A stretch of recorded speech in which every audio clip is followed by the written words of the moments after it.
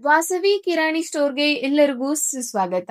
ನಮ್ಮ ಇಷ್ಟ ದೇವತೆಯಾದ ವಾಸವಿ ಮಾತೆಯ ಚರಿತ್ರೆಯನ್ನ ತಿಳಿದುಕೊಳ್ಳೋಣ ಬನ್ನಿ.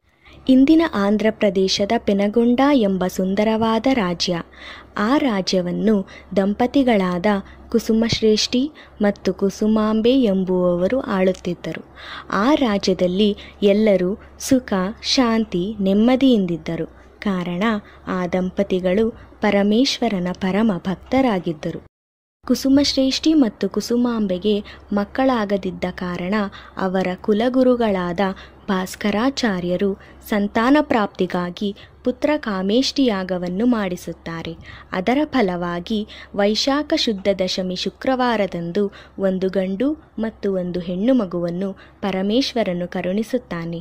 ಗಂಡು ಮಗುವಿಗೆ ವಿರೂಪಾಕ್ಷ ಎಂದು, ಹೆಣ್ಣು ಮಗುವಿಗೆ ವಾಸವಿ ಎಂದು ನಾಮಕರಣ ಮಾಡುತ್ತಾರೆ. ಇಬ್ಬರು ಮಕ್ಕಳಿಗೂ ಒಳ್ಳೆಯ ಶಿಕ್ಷಣ ಹಾಗೂ ಮಾರ್ಗದರ್ಶನ ನೀಡುತ್ತಾರೆ. ತಾಯಿ ವಾಸವಿಯು ಅತ್ಯಂತ ರೂಪವತಿಯಾಗಿದ್ದು ಸರ್ವಗುಣ ಸಂಪನ್ನಳಾಗಿರುತ್ತಾಳೆ. ಅವಳಿರುವೆಡೆ ಸುಖ, ಸಂತೋಷ, ಸಂತೃಪ್ತಿ, ನೆಮ್ಮದಿಯಿಂದೊಳಗೂಡಿ ರಾಜ್ಯ ಸುಭೀಕ್ಷವಾಗಿರುತ್ತಿತ್ತು. ವಾಸವಿ ಮಾತೆಯ ಪಾದಸ್ಪರ್ಶದಿಂದ ಬರಡು ಭೂಮಿಯೂ ಸಹ ಹಸಿರು ಸಿರಿ ಸಂಪನ್ಮೂಲಗಳಿಂದ ಕಂಗೊಳಿಸುತ್ತಿತ್ತು.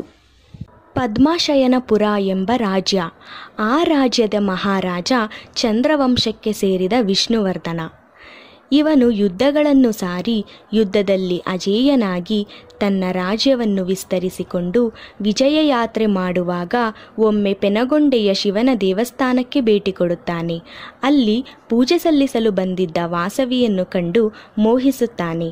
ವಾಸವಿಯನ್ನು ಮದುವೆಯಾಗಬೇಕೆಂದು ನಿರ್ಧರಿಸಿ ಮಂತ್ರಿಗಳ ಬಳಿ ತನ್ನ ಆದೇಶವನ್ನು ಕುಸುಮಶ್ರೇಷ್ಠಿಗೆ ಕಳುಹಿಸುತ್ತಾನೆ. ಇದಕ್ಕೆ ಒಪ್ಪದಿದ್ದರೆ ಯುದ್ಧ ಸಾರುತ್ತೇನೆ ಎಂದು ಹೇಳುತ್ತಾನೆ.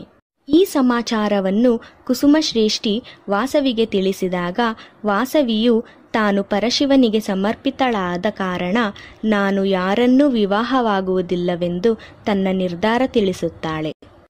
ಇದನ್ನು ತಿಳಿದ ಮಹಾರಾಜ ವಿಷ್ಣುವರ್ಧನ ಯುದ್ಧವನ್ನು ಘೋಷಿಸುತ್ತಾನೆ.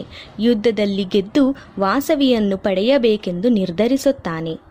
ಅಹಿಂಸಾ ಪ್ರಿಯಳಾದ ವಾಸವಿಯು ರಾಜನೊಂದಿಗೆ ಯುದ್ಧ ಬೇಡವೆಂದು ತಿಳಿಸಿ ತಾನು ಅಗ್ನಿದೇವರಿಗೆ ಸಮರ್ಪಿಸಿಕೊಳ್ಳುತ್ತೇನೆ ಎಂದು ಪ್ರತಿಜ್ಞೆ ಮಾಡುತ್ತಾಳೆ. ತನ್ನ ತಂದೆ ತಾಯಿಯನ್ನು ಒಪ್ಪಿಸಿ ಅಗ್ನಿ ಪ್ರವೇಶಕ್ಕೆ ಸಿದ್ಧಳಾಗುತ್ತಾಳೆ. ಅದನ್ನು ಕಂಡು 102 ಗೋತ್ರದವರು ತಾವೂ ಅಗ್ನಿ ಪ್ರವೇಶ ಮಾಡುವುದಾಗಿ ನಿರ್ಧರಿಸುತ್ತಾರೆ. ಭಾಸ್ಕರಾಚಾರ್ಯರ ನೇತೃತ್ವದಲ್ಲಿ ಬ್ರಹ್ಮಕುಂಡವೆಂಬ ಪ್ರದೇಶದಲ್ಲಿ ಅಗ್ನಿಕುಂಡಗಳು ಸಿದ್ಧವಾಗುತ್ತದೆ. ವಾಸವಿಯ ಜೊತೆಗೆ 102 ಗೋತ್ರದ ದಂಪತಿಗಳು ಅಗ್ನಿ ಪ್ರವೇಶವನ್ನು ಮಾಡುತ್ತಾರೆ. ಅಗ್ನಿ ಪ್ರವೇಶದ ನಂತರ ವಾಸವಿಯು ಕನ್ನಿಕಾ ಪರಮೇಶ್ವರಿಯಾಗಿ ಪ್ರತ್ಯಕ್ಷಗೊಂಡು ಎಲ್ಲರಿಗೂ ದಿವ್ಯ ದರ್ಶನವನ್ನು ನೀಡುತ್ತಾಳೆ ಹಾಗೂ ತನ್ನ ಜೊತೆ ಅಗ್ನಿ ಪ್ರವೇಶ ಮಾಡಿದ ಎಲ್ಲ 102 ಗೋತ್ರದವರನ್ನು ನಾನು ಕಾಪಾಡುತ್ತೇನೆ. ಯಾರು ನನ್ನನ್ನು ಭಕ್ತಿಯಿಂದ ಪೂಜಿಸುವರೋ ಅವರೆಲ್ಲರನ್ನೂ ಕಾಪಾಡುತ್ತೇನೆ.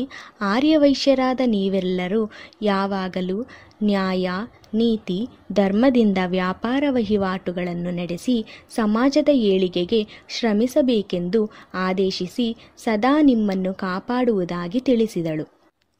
ಯುದ್ಧಕ್ಕೆ ಬಂದಿದ್ದ ರಾಜನು ಅಗ್ನಿಕುಂಡದಲ್ಲಿದ್ದ ವಾಸವಿಯನ್ನು ಕಂಡು ಅವಳನ್ನು ತನ್ನವಳನ್ನಾಗಿಸಿಕೊಳ್ಳುವ ಮೋಹದಲ್ಲಿ ಅಗ್ನಿಕುಂಡಕ್ಕೆ ಹಾರಿ ಪ್ರಾಣ ಬಿಡುತ್ತಾನೆ.